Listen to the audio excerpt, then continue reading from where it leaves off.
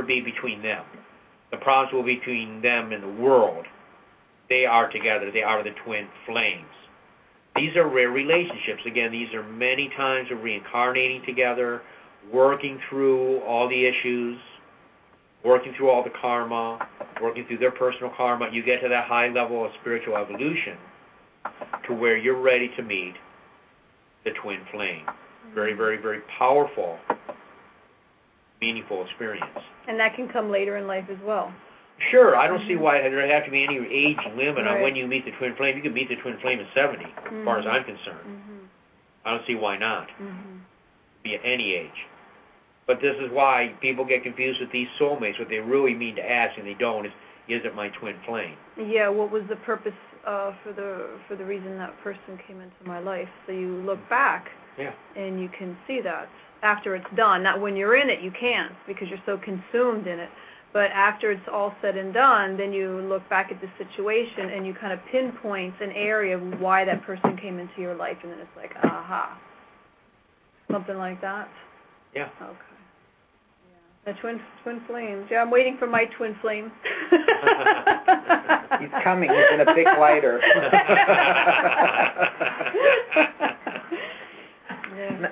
So it's interesting as we listen to the thing about soulmates, because, you know, a lot of times that is true. People, you know, their soulmate. Is this their soulmate? And they use it very loosely. Yeah. Yeah, it's loosely tossed around. So can you, though, still fall in love with someone even if they're not your soulmate? Well, of course you can. You can fall in love with anybody. I mean, falling in love is just having this emotional connection. Well, of course, it's easy to confuse lust and love. I mean, that's true. Because there are lifetimes that you do not even come across your twin flame. Well, that's what I was going to say. Of course, there's many lifetimes you won't come across a twin flame. Because there are people married 3 or 4 times. So, yes, they were in love, but I guess they didn't come across their twin flame. Well, I ask that because a lot of times you hear people saying that they're waiting for their soulmate. They don't want to get married, or they don't want to be involved with someone because they're waiting for that person who's going to be their soulmate. But I often wonder, does that necessarily have to happen in this lifetime that you meet your soulmate? Mm-hmm. Well, it can happen also in a different sense that your soulmate in this lifetime might be your son, might be your mother, your brother, your sister. So you're not going to have a sexual relationship unless you're incestuous or something. You know, you're not going to have that kind of bonding with your soulmate because they're actually in a different gender role. So they're playing a different role. They're playing a different role. And I know that happens for a fact. I had a client whose husband in this life, who she's very close to, I mean, I wouldn't say they're twin flames, but I mean definitely very, very powerful relationship.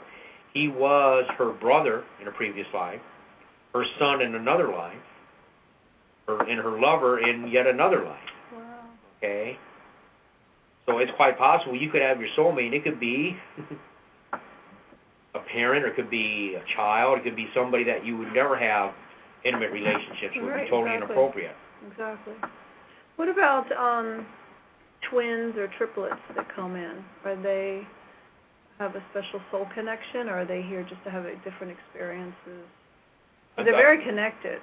They're very connected. It's like definitely like an interconnected soul experience. That's a very, very powerful, powerful connection with the twins. Yeah. Very interesting. Can be very, very interesting. Indeed. And again, this is Bob Decker talking about past life regression here on Third Eye Live with my friend Rashid, the owner of Griffin's Loft, and Holly Stockus, our nutritionist. That is me. Who gives out great information. Bob, give everyone, just in case, again, your website. Yeah, my website, please, is www.bobdecker.net, and you'll find all my contact information up there. You can call or write to me through that website. Yes, and you are available for readings over the phone. Yeah. And as I learned, you could do, although it's not preferred, but you can, if someone was out of state and wanted to do a past life regression with you, you could do it over the phone with the right conditions and situations in place. Yeah. But not preferred. Not preferred. And I'll be honest with you, I just want to be upfront. I've never done it before. I just know it can be done because my teacher does do it. But it's not something that I would like advertise on my website. Call me and I'll regress you. But if it was absolutely needed to be done and there was no other way, we could work something out probably. And you also, it's interesting, but you also teach classes here. Now, you don't teach hypnotherapy or past life regression, but you do teach tarot classes here. Yeah, I teach tarot classes, teach people how to read. I do teach self-hypnosis. Can you tell us a little bit about that for people that may be interested? Sure. No, self-hypnosis, what we teach you to do is to be able to relax yourself at will anytime you please. You can give yourself suggestions. You can give yourself affirmations. You can use visualizations to help you reach your goal. So you can basically take ownership of your own mind. Those are very powerful classes. And can anyone do that?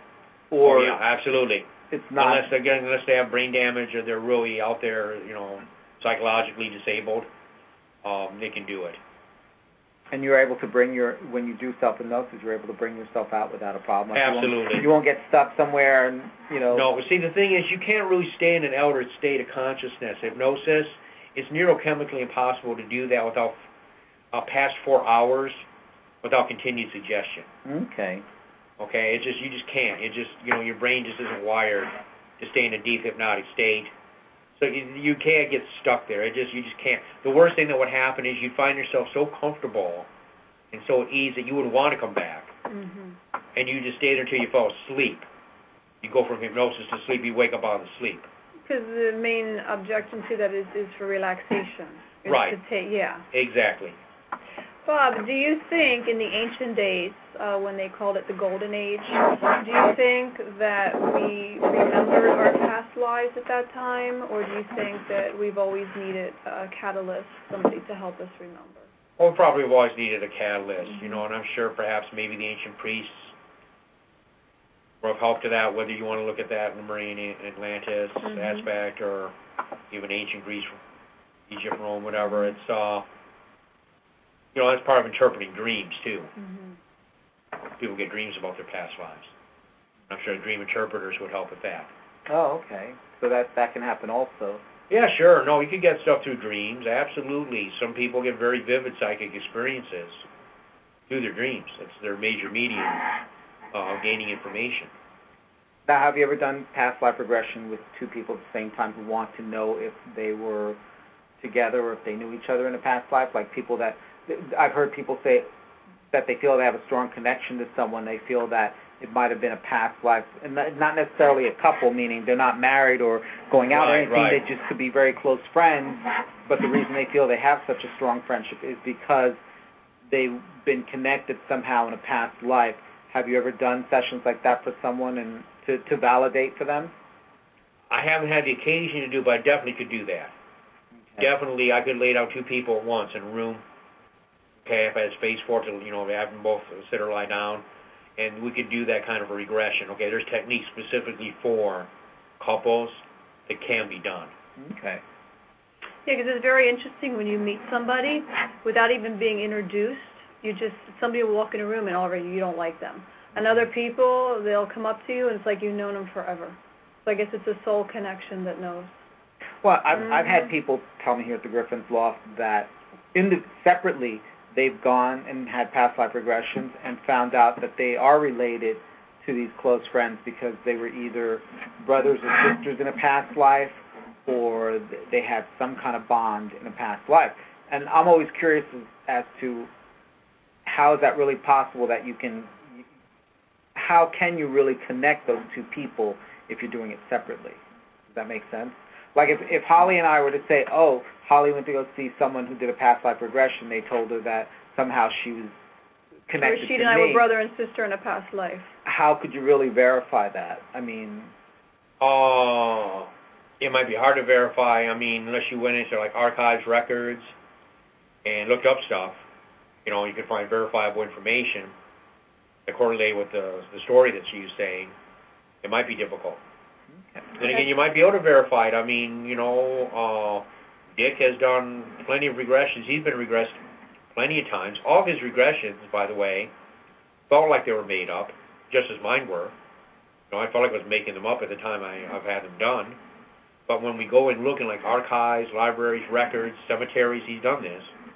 He's found verifiable facts. That's what I stress to people. If you get a name. Yeah, you might. Yeah. That's why I try to go for a name. I try to really do get a first and last name. try to get a date,